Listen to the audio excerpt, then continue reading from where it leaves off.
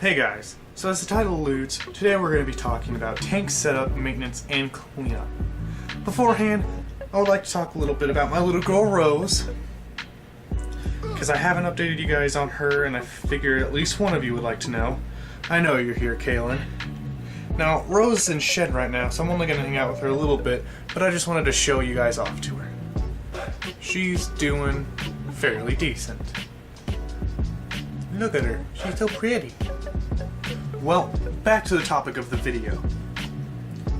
If we're going to talk about tanks, I think the biggest thing that can be talked about is a substrate.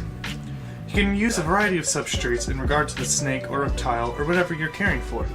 In this example, I'm going to talk about everything regarding a ball python setup. Now, like I said, there's a variety of substrate you can use, but I'm going to give you a handful of examples. First off, is probably the easiest to use, but probably not the nicest looking. And if you're someone who tries to go for a pretty enclosure like me, you're probably not going to like this. But for those of you who don't mind, stay tuned. Newspaper. Newspaper, in a lot of places, is just thrown on your doorstep, regardless of if you have a subscription or not. So on top of being the easiest, it's probably also the cheapest. Now there are some downsides. You can't really get newspaper wet, and it doesn't hold humidity all that well.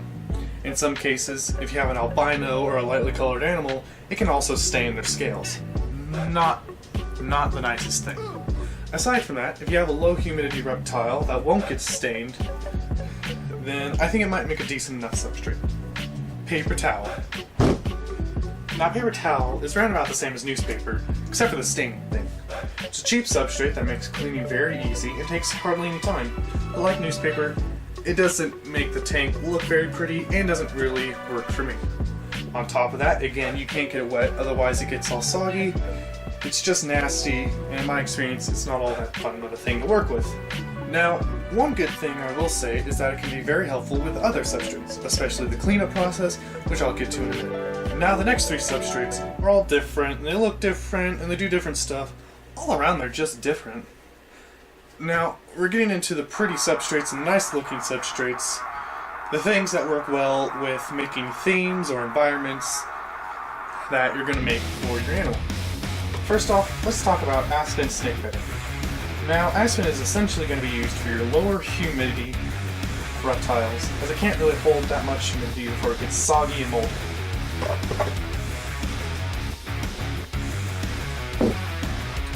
It's good for your animals that like to burrow and like to make all sorts of tunnels, like my black rat William.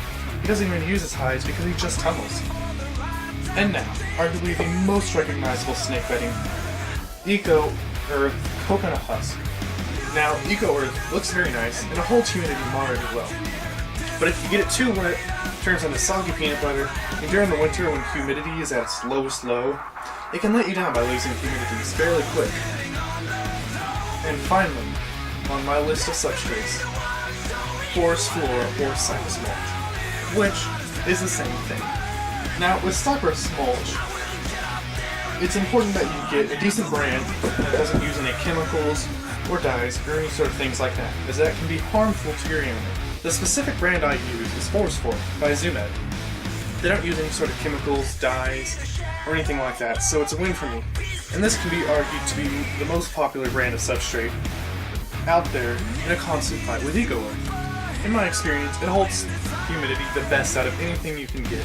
It looks pretty nice, especially when mixed with Eco Earth, which is something I would love to do more, except it's winter and the humidity is dead. Now that we're done with substrates, let's start talking about filling your tank with substrate and maintaining everything to work best for your snake. Now, like I said earlier, we're going to start talking about paper towels again. What I always do when I'm filling my tank up with substrate is beforehand, I'll put 2 or 3 layers of paper towel in the tank, under the substrate. Now you might ask, why would you do that? And the answer is very simple, but if you've never thought about it before, you're probably going to realize how incredible an idea this is. First off, if your snake is a tunneler, like William, paper towel makes a little barrier between the snake and the heat mat, so there's less of a chance of your snake burning its belly on the heat mat. Now the second thing that's really useful is during the cleanup process, which I'll have to tease you on even more because we're going to wait for that till the cleanup part of this video. Now all you really have to do to maintain humidity, especially with a snake that needs a decent amount of humidity, is give it a little misting every once in a while. Now, misting is something that is argued about a lot in the reptile community, but in my opinion, misting is fine. You can use a reptile brand mister like this from Exoterra, or a spray bottle can do the job just as fine. Another thing you can do is take aluminum tape, which is right here, and tape up the top of the screen wire lid. There's still airflow, so it's not going to create an airtight seal on your snake, but it will keep the humidity higher than what it would be if it was just an open top tank. You can have an under tank heater, and for some species of reptiles, that's all you need. Some reptiles, it's the only thing you need and you shouldn't have anything else. And with some reptiles, you're going to need an under tank heater and an over tank heat dome. Now the under tank heater should be regulated by a digital thermostat. You can use something like Jumpstart, but I don't necessarily recommend it because they keep jumping their prices up by a lot. For this video, the example is going to be a ball python. And so you want to set the thermostat to 90 degrees. Maybe 92 if you have more than about an inch of substrate because the heat sort of fades out. With the above tank lamp, you want a ceramic heat bulb. Anything like a infrared or a red heat bulb is going to produce light. Anything that produces light is not something you want. It'll mess up when they think it's day and night. To regulate the ceramic heat bulb, it's going to be a little more touchy and you're going to need to keep more of a decent eye on it than just the heat mat. Instead of plugging the lamp straight into the fixture or a power strip, first plug it into a lamp dimmer and then plug it in. And then use the lamp dimmer to regulate how much or how little heat is being produced.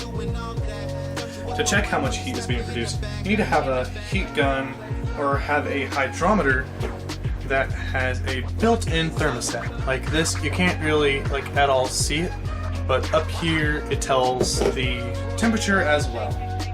I would still recommend checking it on the heat with the heat gun in place. Ambient heat for ball python should be between 84 and 86, which basically means 85. Any more you're going to cook your snake, and any less you're not doing anything for your snake.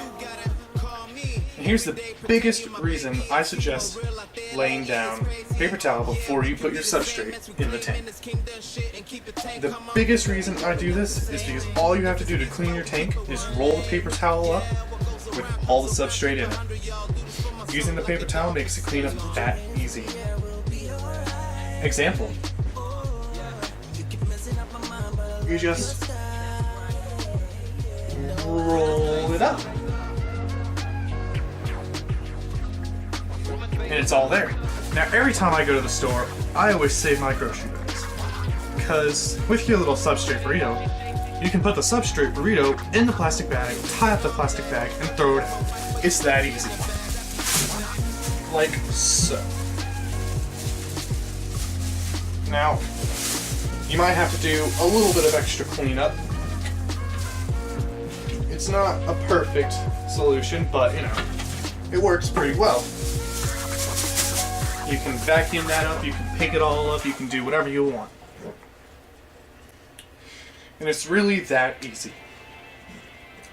Well, that's the end of the video, and probably the most effort I'll ever put into a video from now till ever.